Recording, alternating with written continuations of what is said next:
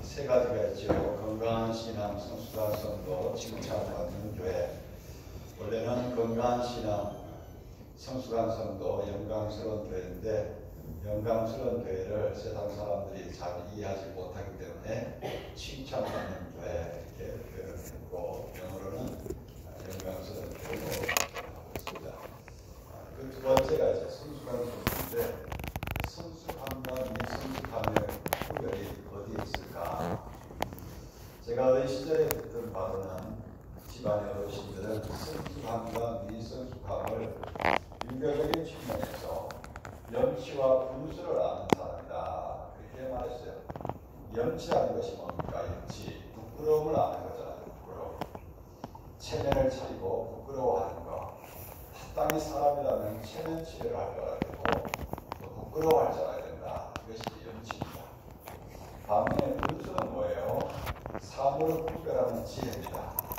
있을 자리, 없을 자리, 할 자리, 안 할 자리, 할 말, 안 할 말, 그걸 잘 가리지 못하고 하면 분수가 없다. 그게 좀 한 걸음 더 나가면 분수다. 그렇게 말합니다. 서양 부모들도 그런지 모르겠는데 우리나라 부모들은 사람의 경중을 묻는 그 질문을 통해서 어린 아이들의 성숙도를 가늠합니다. 그리고 지혜를 유도하죠. 예를 들면 엄마가 더 좋아, 아빠가 더 좋아, 할아버지가 더 좋아, 할머니가 더 좋아. 요즘 아이들은 영악해서 난처하지 않고 대질문을 한다고 합니다. 한겨레 수행 실전문 넷지 심정에 런닝 근방에 올려져 있는 글인데, 만두를 맛있게 먹고 있던 엄마가 딸에게 물었다. 우리 딸은 엄마랑 아빠랑 둘 중에 누가 더 좋아? 그러니까 아이가 지체하지 않고 만두를 둘로 딱 쪼개드리면 엄마는 이쪽에가 더 맛있어, 저쪽에가 더 맛있어. 아이가 엄마보다 더 낫죠. 아이는 순간의 감정이나 상황에 따라서 변하지 않는 성숙함을 갖출 겁니다. 그렇다면 신앙적인 측면에서 성숙과 미성숙함은 그 기준이 어디 있을까? 사랑해야 될 것과 사용해야 될 것을 구분할 줄 아는 사람입니다. 돈은 사랑해야 될 대상이 아니고 사용해야 될 대상이죠. 바로 사랑의 대상과 사용의 대상, 믿을 대상과 사랑의 대상. 성도는 믿을 대상이 아니고, 목사도 믿을 대상이 아니고 사랑할 대상이죠. 이것을 잘 구분할 수 있는 사람이 성숙한 사람이다, 이겁니다. 그렇다면 오늘 말씀에서 사도 바울이 고린도 교회에 대해서 성숙함을 요구했던 그 성숙과 미성숙의 기준은 뭘까? 고린도 교인들이 하나님을 믿는다 하면서도 무엇이 내게 덕이 되느냐, 이익이 되느냐, 여기 따라서 하나님과 우상을 왔다 갔다 한 겁니다. 그게 미성숙한 거예요. 손해가 돼도, 욕을 먹어도, 심지어 박해를 받고 고난을 받고 순교를 당한다 하더라도 하나님에 대한 믿음의 변절이 없어야 되는데, 그 작은 하나의 이것, 그리고 하나의 공동체에서 어떤 체면, 이런 것들 때문에 왔다 갔다 하는 이것이 이제 미성숙하면서 거기에서 좀 성숙해져라. 그것이 바로 오늘 말씀의 주제예요. 그래서 전반부에서 특권을 소유하고서도 궁극적인 복에 들어가지 못했던 이스라엘 백성들의 그 출애굽 세대의 예를 들어서 경고를 했습니다. 그리고 이제 중반부에 들어와서는 이제 직접적으로 우상 숭배에 대해서 말씀을 합니다. 그리고 다음 주에 볼 이제 거기에서는 마지막 결론으로 하나님의 영광을 위해서 하라. 오늘 교독이 봉독이 끝까지 갔는데 오늘 말씀은 사실은 이제 다 나가는 말씀 아니고 중간쯤에서 이제 그쳐져야 될 말씀이죠. 22절에서. 그래서 이제 그 우상 숭배와 우상 제물을 피할 것을 경고하고 있는 것으로 오늘 말씀에서 성숙과 미성숙을 강조했어요. 그래서 14절부터 22절까지가 다 주제를 든다면 우상 숭배를 피해라. 또 구체적으로 본다면 우상의 제물에 참여하지 말아라. 앞서 조상들이 모세의 세례를 받고 신령한 음식과 음료를 마셨음에도 불구하고, 우리가 말하는 성찬에 참여했음에도 불구하고 우상 숭배에 대해서 멸망을 당하지 않았냐, 그것을 받는 스스로 삼아라 이겁니다.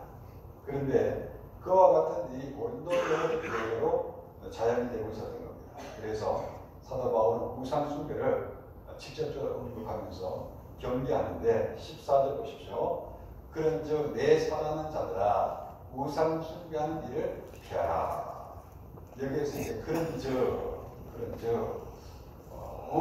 헬라어로 원이라는 말이 되는데 이건 뭐냐? 앞의 내용을 토대로 해가지고 결론을 맺을 때 접속사 그런직이 오는 거죠. 그러니까 앞서 쭉 말씀했던 1절부터 13절까지 그 결론적인 말씀으로 14절부터 말씀이 주어진 겁니다. 그 결론적인 말씀이 뭡니까? 우상 숭배하는 일을 피하라. 이 결론인 겁니다. 고린도 교회는 앞서 이제 또 21절에 뒤에 가서 보면 비유로 설명을 하듯이 혼합주의가 문제였습니다. 하나님도 좋고 우상 숭배도 좋고 혼합주의가 문제였어요. 그래서 주의 식탁과 귀신의 식탁에 겸하여 처해서 성만찬도 받고 또 우상제단의 그 제물도 같이 먹고 그래서 주의 잔과 귀신의 잔을 겸하여 마시는 이것이 문제였습니다. 바로 이 혼합주의, 바로 이 혼합주의가 정확하게 안 되는데 바로 이 혼합주의가 본질적으로 상이하거나 완전히 정반대의 성격을 가진 여러 가지 믿음을 조화롭게 공존시키고 다양한 학파의 사상들을 융합시키는 주장이 바로 이 혼합주의. 그러나 이 같은 행위는 학문적으로는 어떨지 모르지만 신앙의 영역에서는 불가능한 겁니다. 고린도후서 6장 14절에서 이렇게 말씀해요. 너희는 믿지 않는 자와 멍에를 함께 내지 말라. 의와 불법이 어찌 함께하며 빛과 어둠이 어찌 사귀며 그리스도와 배려하리 어찌 좋아하며 믿는 자와 믿지 않는 자가 어찌 상관하며 하나님의 성전과 우상이 어찌 일치가 되며 우리는 살아계신 하나님의 성전이다. 바로 우리가 성령이 거하시는 성전이기 때문에 다른 작것들이 들어올 수 없다 이거죠. 이 같은 혼합주의는 전범부에 살펴봤듯이 하나님의 징표를 피할 수 없는 악한 행위인 겁니다. 그래서 사도 바울은 다시금 안타까운 심정으로 내 사랑하는 형제들아 이렇게 말씀해요. 그렇다면 여기에서 이제 우상 숭배를 보기 전에 사랑하는 자들 여기서 한번 생각해야 되는데 이 사랑하는 자들이 누굴까? 고린도 교회를 구성하는 다양한 교인들입니다. 그들 중에는 사도직에 대한 의심을 끊임없이 계속해서 이의를 제기했던 그 바울을 괴롭힌 자도 있고 또 분파를 형성해서 교회를 갈라놓은 자도 있고 또 사도와 직접적으로 대적했던 사람들도 있습니다. 또 교회의 문제를 세상 법적으로 끌고 나가서 교회에 망신을 시키고 또한 시끄럽게 했던 자도 있고 또 음행의 문제로 교회의 거룩성을 침해했던 그런 더럽힌 자도 있습니다. 또 하나님을 믿는다 하면서도 과거에 우상 숭배 문화를 버리지 못해서 하나님 믿으면서 우상 숭배할 건 다 하고 날짜 택할 건 다 택하고 또 방향 볼 건 다 보고 이렇게 하는 겁니다. 그래서 그것 때문에 또 초신자들은 모르는데 오래 다닌 사람들이 되니까 또 초신자들이 그것 때문에 또 실족을 하기도 하고 이런 여러 사람들이 다요 사랑하는 형제들아 이게 다 포함이 된 겁니다.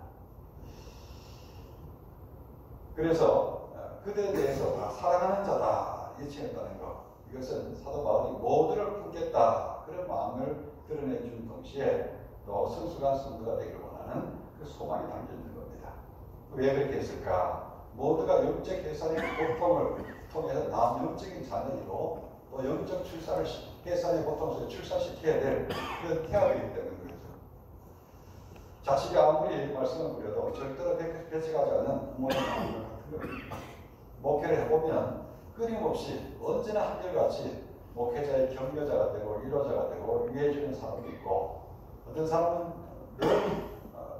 늘 돌아가실 때까지 목회자에 대해서 늘 비판적인 시각을 가지고 있는 이런 것도 있고 비판적인 시각을 가지고 있는 사람이 그래도 중간중간해요. 왜냐하면 그 마음에 미움만 없다면 왜 그러냐 그 비판도 때로는 덕이 되는 게 많습니다. 그리고 또 목사가 참고해서 더 교만하지 않고 잘 갈 수가 있어요. 그래서 가장 문제가 되는 사람이 어떤 사람이냐 앞에서는 아첨 수준을 넘어서 목사 앞에서 그런 이제 모습을 비추면서도 뒤로 돌아서서 비수를 뽑는 사람들이 많이 있습니다. 우리 교회도 있어요. 여기 자리에도 있을 겁니다. 있어요. 앞에서는 뭐 가진 말 다 하면서 뒤에서는 전혀 사실과 다른 말들을 그렇게 하는 사람이 있어요. 그리고 또 다른 사람이 목사 잘생기는 걸 못마땅하게 얘기하는 그런 사람도 있어요. 예를 들어서 주일 아침이나 제가 밥을 해주는 사람이 그전 목사였다. 본인은 한 번도 밥을 해준 적도 없으면서 왜 목사한테 밥 갖다 해다 주자고. 목사 대접받을 권한이 없으니까 주일날 3번, 4번 설교를 하는데 그 밥 한 끼 대접받을 권한이 없어요. 밥 3번, 4번 설교를 하는데 어떤 때는 9번 설교. 주일날 9번 설교하는 거 있어요.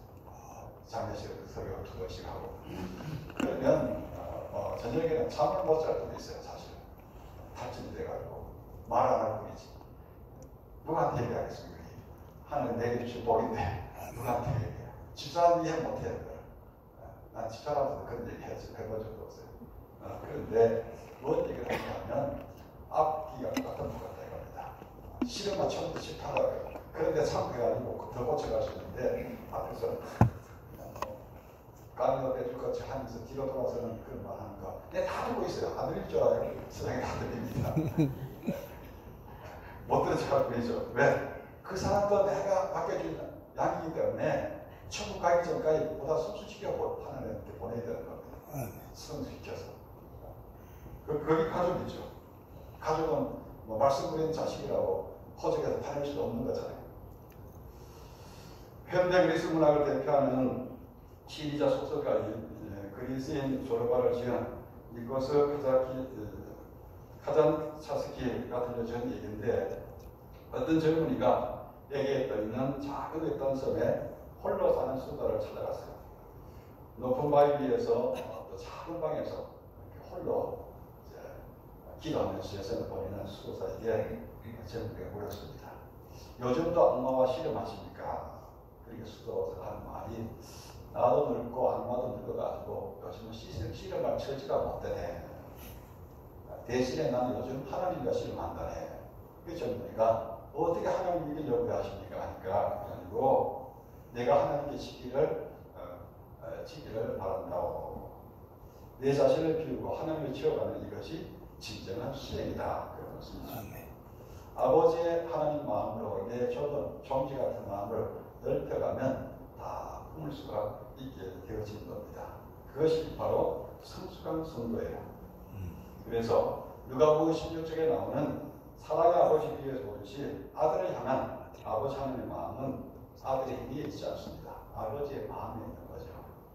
그래서 소수의 행위에다 기준을 두면 목회 못하죠. 그전 대통령처럼 못하겠다 이렇게 되죠.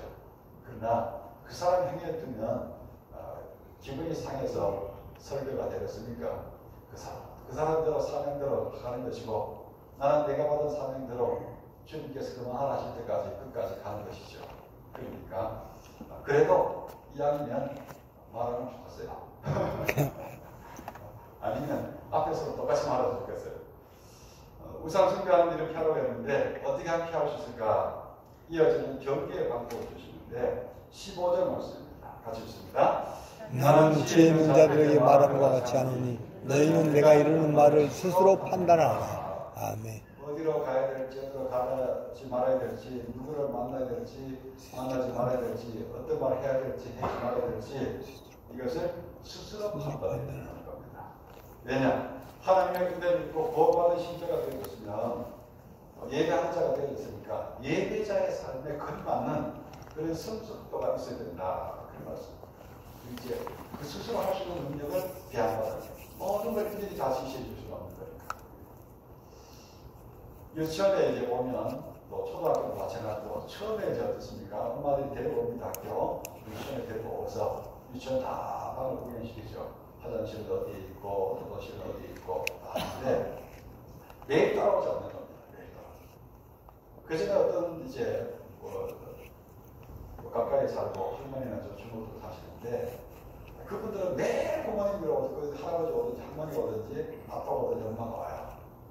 애가 되겠습니까? 그래가지고 결국은 도저히 감당을 못해서 저래가지고는 다른 선생님들이 스트레스받아야 되겠다. 그래서 뭐 다른 어떤 사건도 생겼지만 제가 그 할머니 되신 선생님께 아이를 위해서 손주를 위해서 우리 유치원에 다니면 정말 손주가 멋지게 자라주시는데 할머니와 할아버지를 위해서는 다른 유치원을 가셔야 되겠습니다. 바로 잊어버렸어요. 좀 기억이 조용해지더라고요. 교회라는 걸 못하는데 유치원이니까 선생님들 너무 스트레스 받으니까 그렇습니까? 그래서 그렇게 하면 애가 어떻게 돼요? 스스로 아무것도 못하는 거죠. 그래서 우리가 이제 스스로 이제 판단할 수가 있어야 된다 이겁니다. 예를 들어서 쉬지 말고 기도한다 했을 때 무엇을 먹어야 될지 하나님께서 물어볼 수 없는 일이에요. 그죠? 그건 성숙한 신앙이 아니죠. 성숙한 신앙은 어떻습니까? 매사 하나님께 묻는다고 해가지고 모든 일을 다 하나님께 기도하는 게 아니고 성경에 계시된 바는 거기에 근거해서 판단해서 살아가야 되는 것이고 성경의 해석이 잘 안 되는 부분 이런 걸 다 하나님께 물어야 되는 거죠. 이미 성경에 다 나와 있는데 그걸 가지고 기도 제목으로 자꾸 하나님께 물을 필요가 있어. 하나님 말씀 다 주셨는데. 그래서 말씀 읽고 기도하는 것도 중요하지만은 기도와 말씀을 통해서 뭘 해야 될지 판단하는 이 기준이 더 중요한 거예요. 그래서 무언가 우리가 배웠던 지식은 과거적인 사실이지만은 그 지식을 바탕으로 해서 삶을 선택하는 것은 현재적인 사실이고 또 현재적 사실에 근거해서 살아갈 삶은 미래적 사실인 겁니다. 이 셋을 가능케 하는 게 뭐냐? 과거와 현재와 미래를 아우르는 것이 바로 지혜로운 판단, 성숙인 겁니다. 예배를 통해서 은혜를 받았다면 그 은혜에 근거해서 삶의 자리에 스스로 판단해서 은혜 받은 자의 삶을 살아야 됩니다. 그래서 성찬을 예로 들어 설명하죠. 16절입니다. 같이 읽습니다. 우리가 축복하는 바 축복의 잔은 그리스도의 피에 참여함이 아니며 우리가 떼는 떡은 그리스도의 몸에 참여함이 아니냐. 여기서 참여한다 이 말이 이제 헬라어로 코이노니아 그 말이에요. 코이노니아. 교제, 연합을 뜻하죠. 세례를 통해 그리스도와 함께 죽고 그리스도와 함께 살아나는 바로 이것이 그리스도와 교제합니다 이거죠. 그럼 성찬은 뭐냐? 그리스도와 함께 죽고 그리스도와 함께 살아가는 이것의 기억을 다시 떠올리는 겁니다. 성찬을 통해서. 예수님이 나를 위해서 죽으셨고 나도 주님 죽으실 때 같이 죽었고 주님 살 때 나도 같이 사는 거다. 그러면서 끊임없이 내 속에 있는 그 육적인 욕망들을 이제 십자가에 못 박는 것이고 주님의 힘을 빌리는 거죠. 바로 그것이 코이노니아 성찬에 참여하는 겁니다. 그래서 그렇다면 이제 그 전에 이제 회개하고 회심하는 건 뭐냐? 이거 메타노니아, 메타노니아 참여한다는 거죠. 회개한다는 거. 그 회개한 사람, 메타노니아 참여한 사람은 그 다음 어디로 가야 되느냐? 코이노니아로 들어가야만 그 회개한 것이 계속 유지가 될 수가 있어요. 교제권에 들어가지 않으면 다 넘어지게 되는 겁니다. 그래서 교회 안에 불합리한 요소들이 많고 해도 교회 안에 있어야만, 이 교제권 속에 있어야만 계속 신앙이 유지가 되고 성장이 되는 겁니다. 그러면 이 교제만 하고 있으면 되겠느냐? 그러면 이 그리스도와 교제하는 사람은 그 다음 단계로 가야 되는데 그것이 뭐냐? 디아코니아, 봉사, 섬김, 나눔. 그래서 이제 떡이 하나요. 많은 우리가 한 몸이니 이는 우리가 다 한 떡에 참여합니다. 여기 이제 세 가지를 다 아우르는 말씀이에요. 메타노이아, 그리스도와 교제, 또 코이노니아로 나아가게 하고 또 코이노니아는 주님의 몸된 교회와 이웃을 통해서 디아코니아로 나아가게 하는 겁니다. 그래서 회심한 사람은 당연히 코이노니아라고 하고 메타노이아가 되면 당연히 코이노니아라고 하게 돼 있고 코이노니아가 잘 되면 그 다음에 봉사로 가게 돼 있는 겁니다. 디아코니아로 가게 됩니다. 이럴 때 분명히 이해시키기 위해서 구약시대 제사를 설명하는데 18절 말씀입니다. 육신을 따르는 이스라엘을 보라. 제물을 먹는 자들이 제단에 참여하는 자가 아니냐. 뭔 말이냐면 제사를 집례하게 되면 제사장이 제물을 취해요. 다 취하는 건 아니고 그 중에서 일부를 취하게 되어 있습니다. 계획이 많은 부위는 태워서 하나님께 향기로 제물을 드려야 되고 이제 넓적다리와 이런 것들을 취합니다. 바로 그것이 이제 제물에 참여한다는 그런 의미예요. 그렇다면 여기에서 제물을 먹는 자마다 제단에 참여하는 그 말과 똑같이 이제 19절에 가서 보면 무슨 말씀을 하느냐? 그러지 내가 무엇을 말하느냐? 우상 제물이 무엇이고 우상이 무엇이냐? 우상 제물, 하나님의 제사를 드리고 제물을 취하면 하나님께 참여하게 되는 것처럼 우상의 제물을 먹으면 우상에 참여함이 된다. 그래서 우상에 참여하는 것과 성례전에 참여하는 것이 양립될 수가 없다는 겁니다. 그래서 20절에 더 분명하게 명하게 설명하는데 20절, 21절 같이 읽습니다. 무릇 이방인이 제사하는 것은 귀신에게 하는 것이요 하나님께 제사하는 것이 아니니 나는 너희가 귀신과 교제하는 자가 되기를 원하지 아니하노라. 너희가 주의 잔과 귀신의 잔을 참여하여 마시 못하고 주의 식탁과 귀신의 식탁에 겸하여 참여하지 못하리라. 아멘. 만약 이를 계속 지속한다면 주를 노역하면 되기 때문에 멸망을 자초하게 된다. 그래서 20절에 가면 우리가 주를 노여하시게 하겠느냐? 우리가 주보다 더 강한 자냐? 우리의 힘이 주님께 미치지 못하는데 감히 주님과 겨루겠느냐? 이런 것입니다.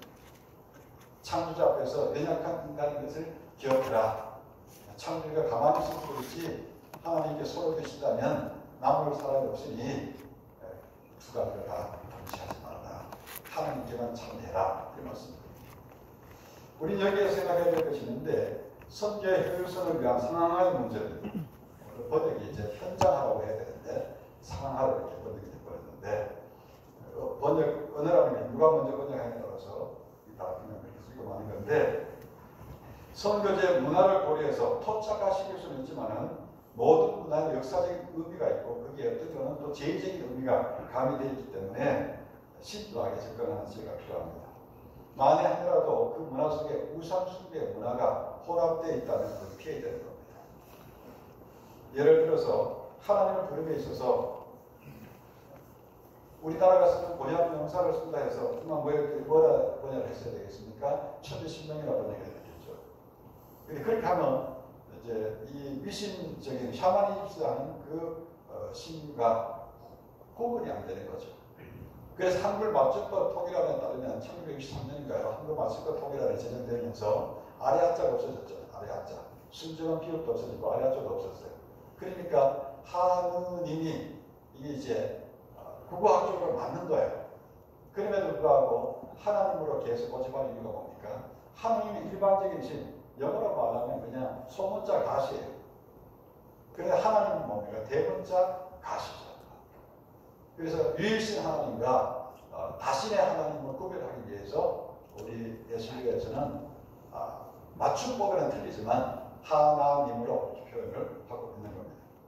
왜? 이제 그거로 가면 하나님에서 하나님이 나오고 하나님에서 또 이렇게 하나님 밖에서 그 맞춤법 통일을 누가 만드는지 모르지만 아래 한자를 쓰게 했으면 전혀 문제가 없는데 아래 한자를 없애버리기 때문에 그런 문제가 온 겁니다. 또 토착한 데에서 이렇게 진보주의 그런 교회나 신학자들은 성찬식이 예수님 당시에 유대인들이 먹고 마셨던 그런 술과 떡이 아니냐.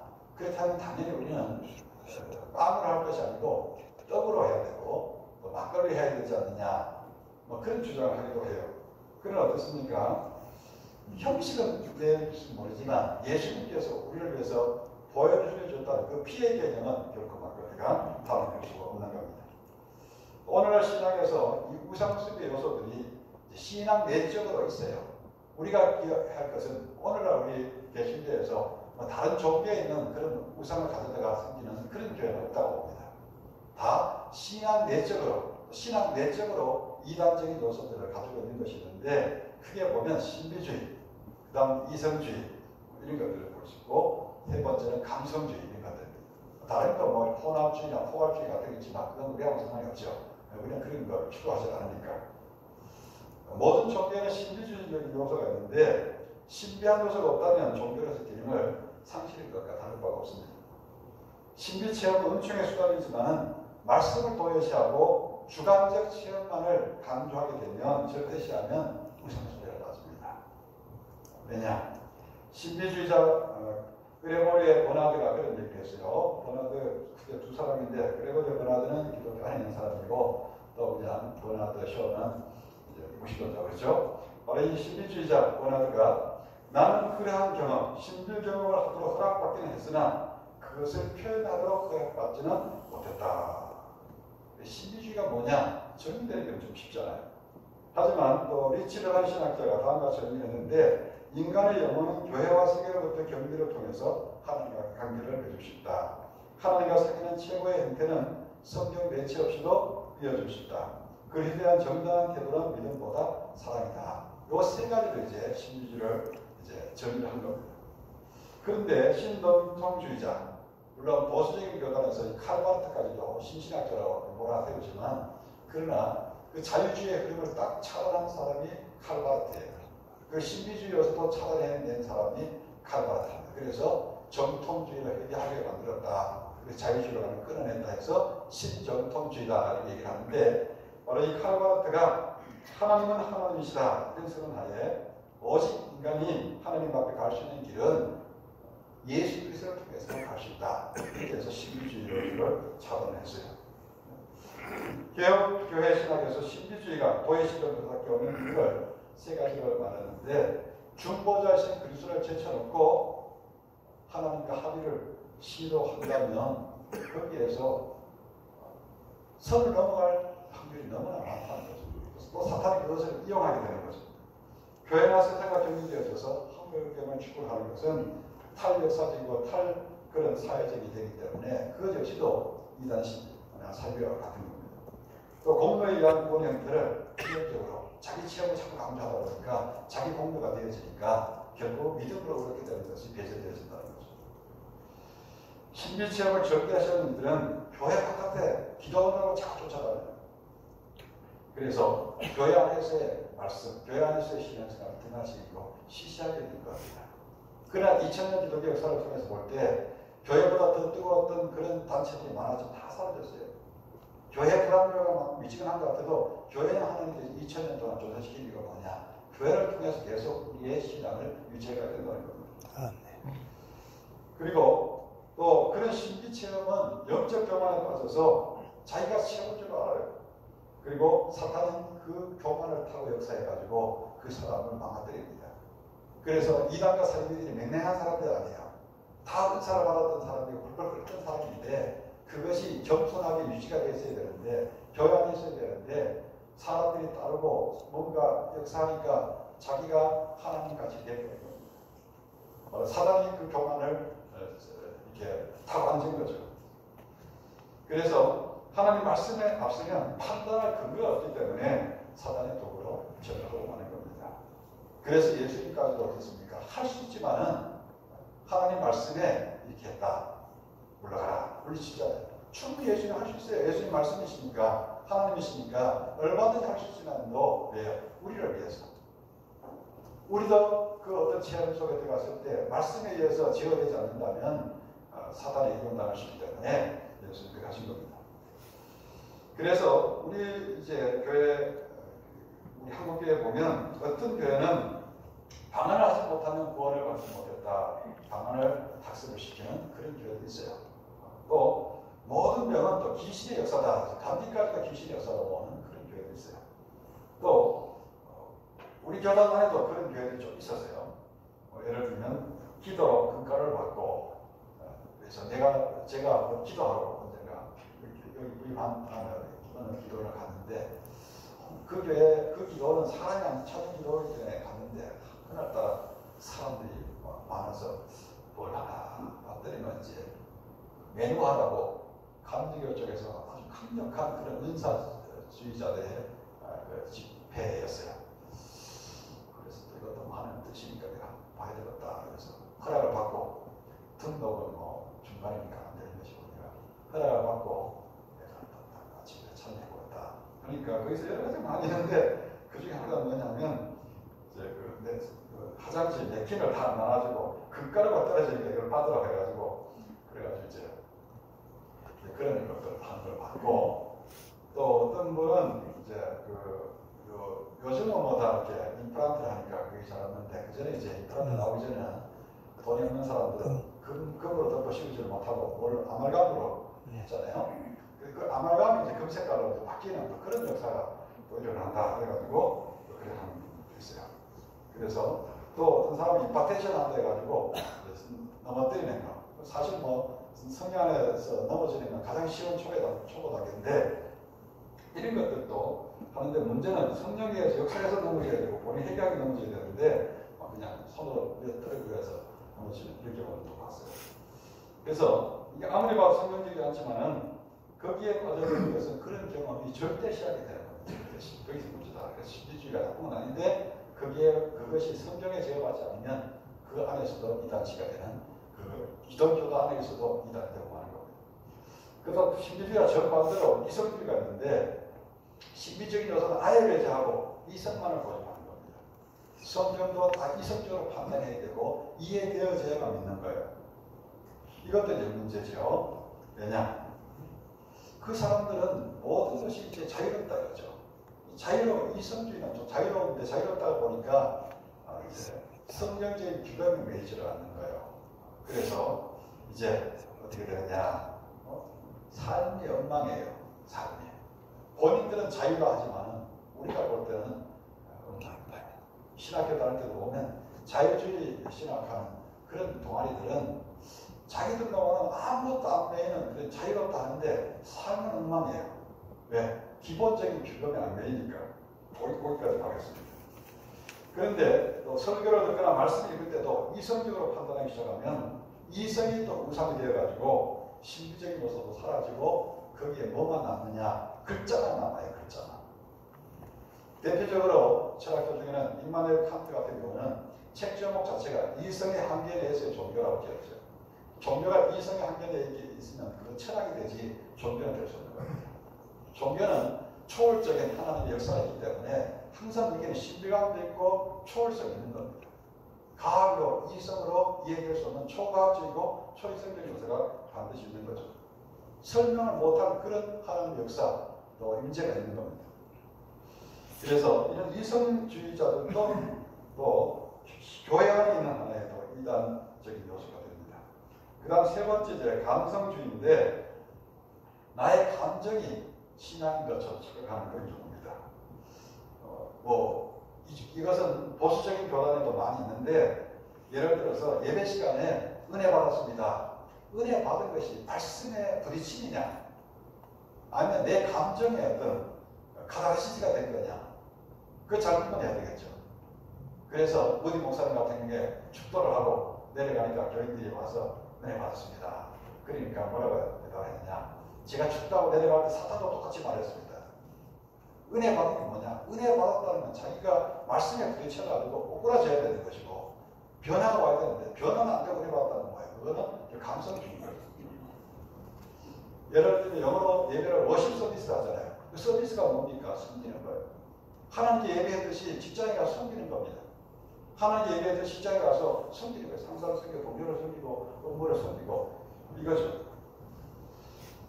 그래서 근데 요즘 와서 보면 이 감성주의가 참 많습니다. 사실은 열린 예배 같은 예배도 우리 전통 예배가 훨씬 더 좋은 예배인데 문제는 그 예배의 정신대로 안 가니까 공연이 되고 마는 겁니다. 그래서 제가 청년들한테 늘 강조하는 게 뭐냐 너희들은 예배 시간이 왜 없냐? 네가 오는 시간 예배 시간이냐? 늦게 오는 사람, 일찍 오는 사람, 자기 오는 시간 예배 시간. 그리고 보지도 예배도 찬송도 안 해요. 앞에 찬양팀에 열심히 해서 찬송도 안 해요. 관람하는 것이죠. 한국교회의 병폐가 뭡니까? 우리가 굳이 불편함에 불구하고 옆에 가까운 문을 두고도 찬양대가 앞으로 들어오는 이유가 뭐냐? 외국교회에서 볼 수 없는 한국교회의 문제점이 뭐냐? 우리는 2층 때문에 할 수 없이 강단을 높은데 대중석하고 강단을 이렇게 나눠놓은 거, 높여놓은 거. 같은 높이에 있어야 되는데 높여놓고 그러다 보니까 자 공연팀은 앞에서 나오고 관람팀은 뒤로 들어오고 이런 구조가 되어버린 거예요. 그래서 그걸 없애기 위해서 저부터도 인도자도 찬양도 다 보면 예배자로 들어온다. 친구가 내가 설교해야 될 게 위에 있을 뿐이다. 그래서 우리가 기도하고 또 네트 내려가고 찬송하고 내려가고 설교하고 내려가는 이유 거기 있는 겁니다. 다른 나라 이런 게 없는데 우리나라만 그렇게 있습니다. 그래가지고 강단을 너무 막 화려하게 하고 또 요즘은 꽃에다가 나무에다가 막 제가 꽃을 안 하고 나무를 안 하는 이유가 예산을 절약하고 하는 것도 있어요. 꽃꽂이 하면 태국이나 인도나 이런 데서 교회 하나 써요. 그 비용이면. 그런데 그런 것도 있지만은 원래 우리 전통이 그런 거 안 했어요. 이 꽃꽂이하고 뭐 장식하는 거 불교에서 하는 일이지 기독교는 그런 거 없습니다. 최근에 와서는 뒤에 화면 때문에 뭐 이렇게 꽃 갖다 놓고 하지만은 이렇게 공연 하나 촬영하는 거니까 그런 겁니다. 다시 이 말씀으로 들어와서 감정 충만은 열정 충만하고 감정 충만하고 성령 충만 달라요. 기도를 소리가 크게 사는 역사할 것 같으면 휴전선에서 철거한 고성능 스피커를 갖다 놓고 기도하면 하는 자들이지 않겠습니까? 우리 항상 열정 충만하고 성령 충만을 구분할 줄 알아야 되는데 가만 기도해도 귀신이 떠납니다. 아무리 솔직히 기도해도 귀신이 꽂혔다. 높은 음의 찬양과 전자악기는 우리 심령을 고양시킬 수는 있어도 영혼을 정화시킬 수는 없습니다. 영혼을 정화시키는 것은 그런 막 찬양의 소리나 박수가 아니고 하나님의 그 말씀의 거룩함 우리 속에 임재하고 우리의 죄를 깨우치고 우리 심령을 취해 가실 때 우리가 거룩해지는 것이지 말씀과의 만남, 성령의 터치가 없이는 아무리 감정으로 달아올라도 그 달아올 뿐인 겁니다. 동안이가 됐을 뿐이지 절대 영혼에 지킴은 없다 이거죠. 성령께서 말씀을 통해서 우리의 영혼을 터치해 주실 때 비로소 우리는 치유되는 것이고 또 지켜받는 것이고 거룩해지는 것이고 온전해지는 것이죠. 말씀을 듣고서 오늘 예배 시간에 은혜 받으라는 말이 자신의 감정을 만족시키는 것을 의미하기 시작한다면 그것도 신앙 안에서 하나의 우상숭배가 될 수 있습니다. 왜? 자꾸만 그런 것만. 예를 들어서 연세가 드신 어때요? 우리 어머님도 그전에는 집사람 음식을 그 자리에 내려준 거 보면 그렇지 못해요. 왜? 입맛이라고 바뀌어지니까 어떻게 돼요? 어르신들은 달아지고 짜지고 똑같아요. 그 은혜만을 자꾸만 추구하다 보면 은혜만을 자꾸만 찾기 때문에 그 자체가 쓴것 싸움 쓴것 싸움 탄 것만 계속 찾다 보니까 어떻게 되죠? 결과가 탄 것만 계속 보면 어떻게 되죠? 성인병이 걸리겠죠. 그래서 예배를 통해 주신 말씀이 은혜 받았다는 것, 순수하게 은혜 받았다는 걸 말하는 게 아니에요. 은혜만을 생각하면 결국 은혜 있는 것만 섭취하기 때문에 결과적으로 쓴 것은 받아들이지 못하게 되니까 그 결국에는 은혜 받는 그것도 우상이 될 수 있습니다. 그래서 예배를 통해 주어지는 모든 말씀이 쓰든 달든 시든 차갑든 뜨겁든 다 그걸 받아들여서 순종할 수 있을 때 무엇이 됩니까? 성수가 되는 거예요. 교회 안에 영적인 우상, 이성주의 우상, 감정주의 우상이 들어올 때 우리 신앙이 가장 위험한 혼합주의에 빠지게 되는 겁니다. 왜냐하면 적당한 수준에서 탈퇴했다는 거죠. 그래서 우리 삶에서 결단해야 될 순간에 기회주의자가 되기 쉽습니다. 좋은 게 종이 되어버리는 거죠. 이쪽에도 걸어보고 저쪽에도 걸어보고 하지만 이것은 지혜로운 판단이 아니고 흉흉한 것입니다. 성도의 삶은 오직 십자가의 복음에 되어야 되는 거죠. 그리고 오직 예수를 통해서만 이 모든 것이 되는 겁니다. 사람은 본성적으로 자기가 섬기는 사람을 따라갑니다. 닮아갑니다. 우상을 섬기면 우상처럼 미련해지는 거예요.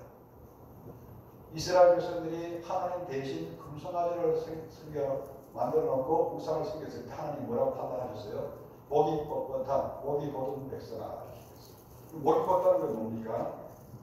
헛다는 것은 우리 문화에서는 교만하다 이런 뜻이에요. 그러나 교만함과 동시에 무엇이 들어가 있느냐 그게 미련하다.